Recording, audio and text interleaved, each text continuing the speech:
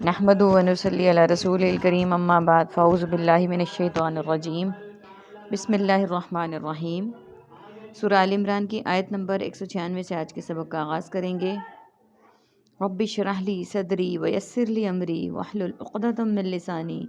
یفقہوا قولی رب زدنی علما رب زدنی علما رب زدنی علما اللہم فقہنا فی الدین۔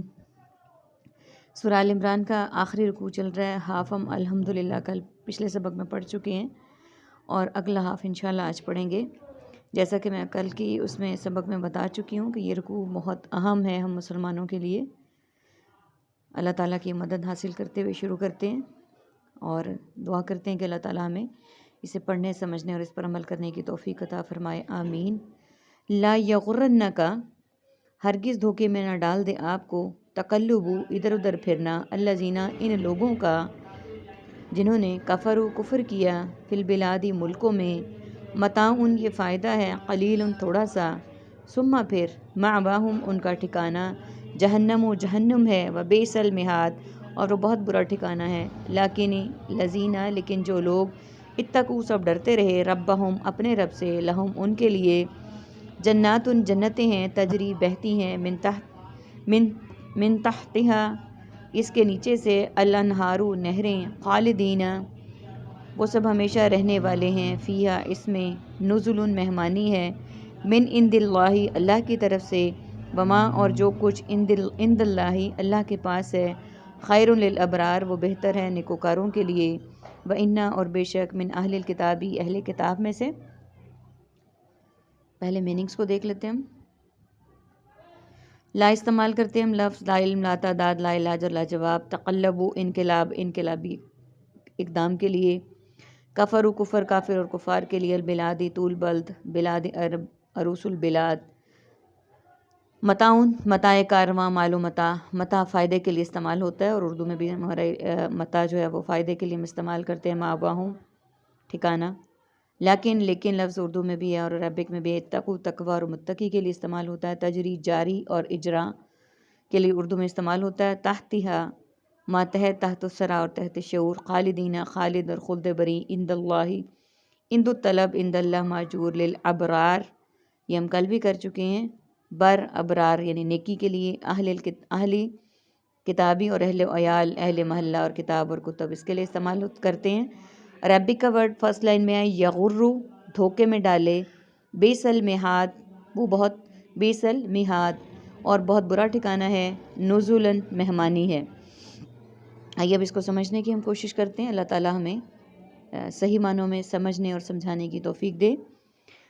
سب سے پہلے آیت میں کہا گیا ہے کہ ہرگز دھوکے میں نہ ڈال دے آپ کو ادھر ادھر پھرنا ان لوگوں کا جنہوں نے کفر کیا ملکوں میں۔ یعنی ہم عام طور پہ جب کمپیئر کرتے ہیں کہ وہ لوگ جو کافر ہیں وہ ہمارے سے زیادہ مالدار ہیں، زیادہ سے زیادہ فیسیلیٹیٹ ہیں اور زیادہ ملکوں میں سیر کرنا اور یہ سارا کچھ کرنا، آسائشوں کے لحاظ سے اگر ہم دیکھیں تو وہ بہت زیادہ کرتے ہیں۔ یہاں پہ یہ کہا گیا ہے کہ ہرگز دھوکے میں نہ ڈال دے ہم سب کو، کیا کہ لوگ جو ہے وہ ہر طرح سے آسائشوں میں ہیں، ہمیں مشکلات ہیں، ہمیں کمانے کے بھی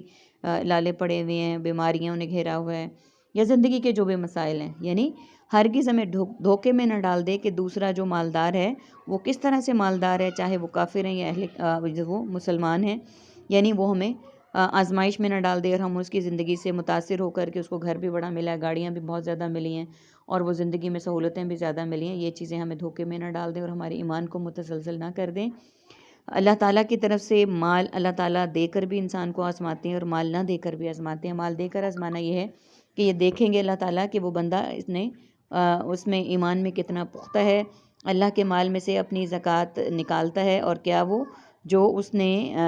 کمایا اس میں سے غریبوں کا حصہ بھی ہے، اور کیا وہ مالدار ہونے کے باوجود ایماندار بھی ہے، یعنی وہ مال کے ہونے کے باوجود بھی اللہ تعالیٰ سے ڈرنے والا اور اللہ تعالیٰ کی عبادت کرنے والا ہے۔ یہ ہو گئی مال ہونے کی آزمائش۔ اور مال نہ ہونے کی آزمائش اس طرح سے ہے کہ اللہ تعالیٰ یہ دیکھتے ہیں کہ اگر اس کو کوئی تنگی مل رہی ہے، کوئی بیماری مل رہی ہے، یا کمانے کے لیے وہ تنگ دل ہے، تنگ دست ہے،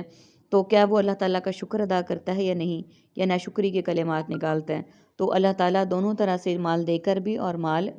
نہ دے کر بھی انسان کو آزماتے ہیں۔ اللہ تعالیٰ ہمیں اس میں ثابت قدم رکھے، جیسا کہ ارشاد ہے ثبت قلبی علی دینی، اے اللہ ہمارے دین کو، اپنے دین پر اللہ تعالیٰ ہمیں ثابت قدم رکھے، ہمارے دل کو جو ہے نا اللہ تعالیٰ اپنے دین پر ثابت قدم رکھے۔ اس کا مطلب یہ ہے کہ ہمارا دل جو ہے وہ تمام مشکلات پہ، مصائب پہ ثابت قدم رہے اور متزلزل نہ ہو۔ اگلی آیت متاعن قلیل و ثم مأواہم جہنم و بئس المہاد، یہ فائدہ تھوڑا سا ہے، پھر ان کا ٹھکانہ جہنم ہے اور وہ بہت برا ٹھکانہ ہے۔ یعنی اگلی آیت میں اس بات کا جواب دے دیا گیا ہے کہ جس چیز کو ہم سمجھ رہے ہیں کہ بہت اٹریکشن کا باعث ہے اور وہ فائدوں میں ہے، اللہ تعالیٰ نے جواب دے دیا خود ہی کہ یہ تھوڑا سا فائدہ ہے جو اچھا، وہ جب ہم نے پچھلی آیت میں نے بات کی آپ سے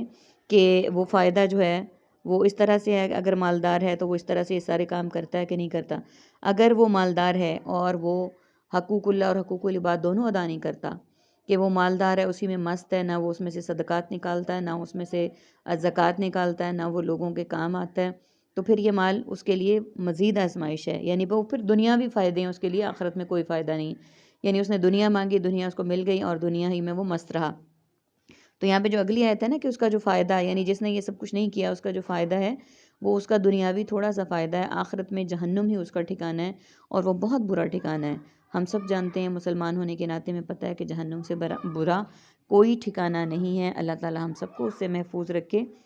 اچھا، اب اس میں یہ جو آیت ہے اس کی وضاحت میں ایک حدیث ہے الدنیا کلھا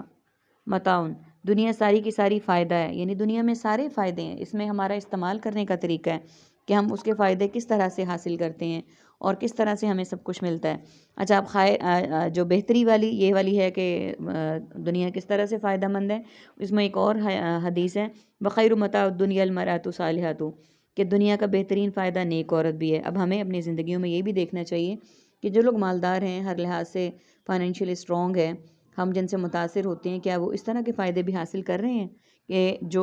ابھی میں نے حدیث بولی ہے کہ دنیا کا بہترین فائدہ نیک عورت ہے۔ اللہ تعالیٰ ہر ایک کے نصیب میں نیک عورت نہیں لکھتے۔ اس میں یہ بھی بات دیکھنے والی ہے کہ اگر ہمیں دنیاوی مال کم ملا ہے، دنیا ہمیں کم اللہ تعالیٰ نے دی ہے، اور لیکن جو ہے وہ عورت نیک ہے، وہ گھر کو بھی اللہ تعالیٰ، گھر کے تمام معاملات میں کو اللہ تعالیٰ اور اس کے رسول صلی اللہ علیہ وآلہ وسلم کی خوشنودی کے مطابق چلاتی ہے، شوہر کو بھی خوش کرتی ہے، اولاد کی پرورش بھی ایسی کرتی ہے، تو اس سے بہتر اور نعمت یا فائدہ نہیں ہو سکتا۔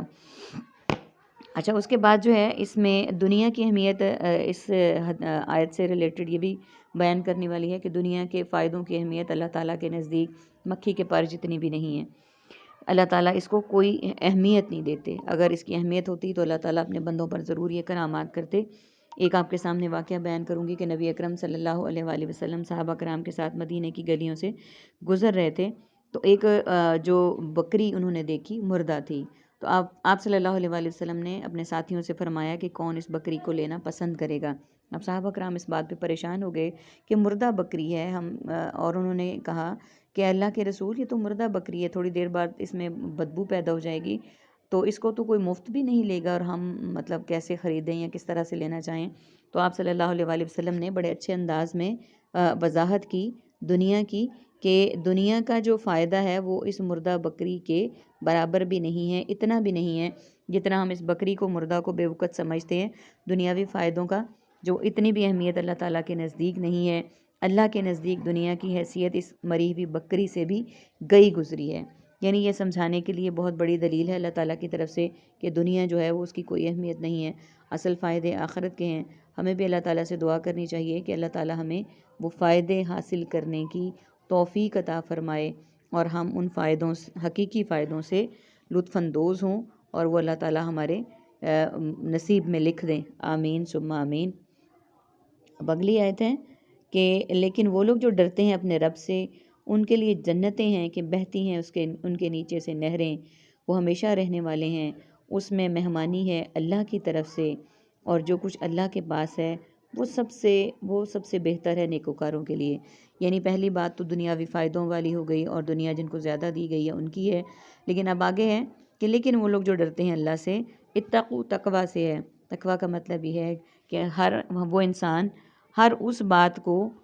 اڈاپٹ کرے، ہر اس بات کو اپنائے جو کہ اللہ اور اس کے رسول صلی اللہ علیہ وآلہ وسلم کو پسند ہیں، اور ہر اس چیز سے دور رہے جو کہ اللہ اور اس کے نبی حضرت محمد صلی اللہ علیہ وآلہ وسلم کو ناپسند ہیں، وہ ان سے دور رہے۔ تو ان کے لیے کس بات کا ذکر کیا گیا ہے کہ ان کے لیے جنتیں ہیں. جنت کی ڈیفینیشن میں نے پچھلے سبق میں بتائی تھی کہ یہ ایک پوری سلطنت کا نام ہے، اور ایسی زمین جو سبزے کی وجہ سے زمین نظر نہ آئے اس کو جنت کہتے ہیں. تو ان کے نیچے نہریں بہہ رہی ہیں اور وہ ہمیشہ رہنے والے ہیں اس میں، یعنی وہ جنت میں ہمیشہ رہنے والے ہیں. اور مہمانی ہے اللہ تعالیٰ کے پاس. جو کچھ اللہ کے پاس ہے وہ سب سے بہتر ہے، اور وہ سب سے بہتر ہے نیکوکاروں کے لیے.